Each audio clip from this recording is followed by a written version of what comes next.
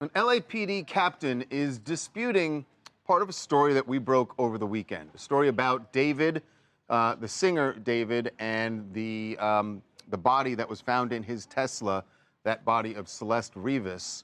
And the part of our story that we broke over the weekend was that, that the remains of Celeste were partially frozen when they were found in the Tesla. This is the moment right here. LAP says one thing, the Ms. office says the complete opposite. And when a forensic source is six-coupling down while LAPD is pushing denial, that's not clarity, that's institutional defensiveness. LAPD is already looking shaky. This was back in early September, first week in September, when they discovered this when David's car had been towed to an LA tow yard. Well, the LAPD captain is saying that the body was not frozen. Herein lies the issue. We have a very well-connected source connected to the medical examiner, the LA County medical examiner, which currently has the body. And that source has doubled, tripled, quadrupled, and sextupled down, actually, now, saying that the body was indeed partially frozen when it was received by law enforcement. So that's kind of interesting, but the medical examiner is just telling a different story, or at least the sources we have, and we have sources in all camps in this, there's a conflict here. We'd heard that there had been this conflict between LAPD and the medical examiner. There's been tension for several years, but this is kind of interesting. One of the documents at the LA County Medical Examiner's office has an interesting statement. This has to do with trying to fingerprint Celeste's body. It says, the decedent was not live scanned due to waterlogged fingers. Well, that's kind of interesting. Right. Why would the fingers be waterlogged? Well, certainly if the body had been frozen for quite some time and then is sitting in a bag in this Tesla out in the blazing hot summer sun, yeah, you would imagine that there's going to be some water in that bag. So you've got to kind of like look at the big picture here. So we told you that even though there has not been a cause or manner of death determined by the medical examiner, and there may not be because of the state of the body, the LAPD is operating under the assumption that this is a homicide and that David is a suspect, and there is an accomplice. There it is. Undeniable forensic logic. LAPD can deny all they want, but waterlogged fingers don't lie.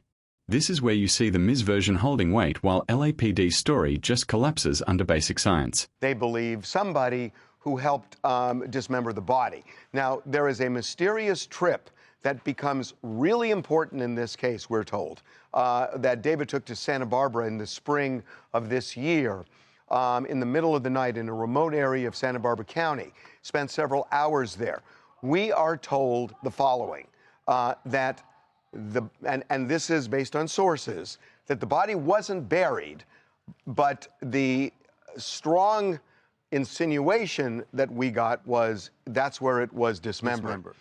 So what happened to the body between the spring, if this is true, between the spring of this year and September when the body was discovered in the car? Right. I mean, if this just a theory, I think that it would make sense if they went there just to not have a mess, and that's when they dismembered it, and then it was in a freezer for a long period of time, and then... It almost points to, it must have been frozen, and I understand the LAPD captain is disputing this, but our sources insist 100% it was frozen, and that completely makes... This is the biggest hole in LAPD's story. 4 months in California heat and the body should have been gone.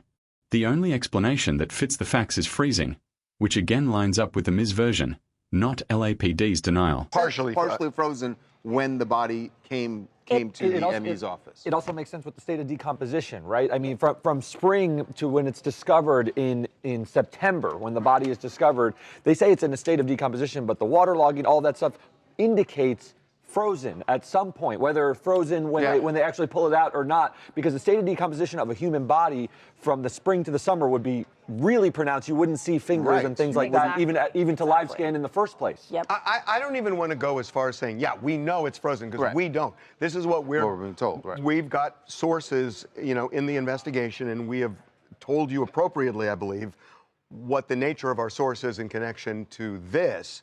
But I don't know how you put the dots together, connect the dots of spring, say it's April, say April, May, yeah. June, Right. July, August. That's 4 months. What happened to the body during those 4 months? By And the way, the the body- 4 warmest months Yeah, in exactly. Southern In California. Southern Right. California. And it would start to smell. The fact that The it odor didn't. was there, though, according to the tow The shop. odor was Right, there. no, at the tow tow shop shop. says the Right. odor was Because there. it was At the tow shop, yeah. Right.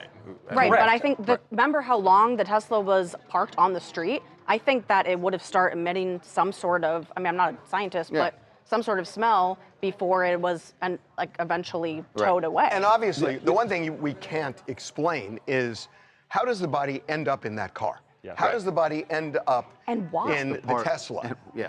And How? I mean, obviously, someone placed it there, but we can't. It doesn't Why make- they would have done it It's really is dumb. And the body Yeah. on top of that was also a process. It was dismembered. There's a lot of factors that go into complicating this issue a lot, right? When investigators start telling you don't use logic, that's when you know there's a deeper story. That's not guidance.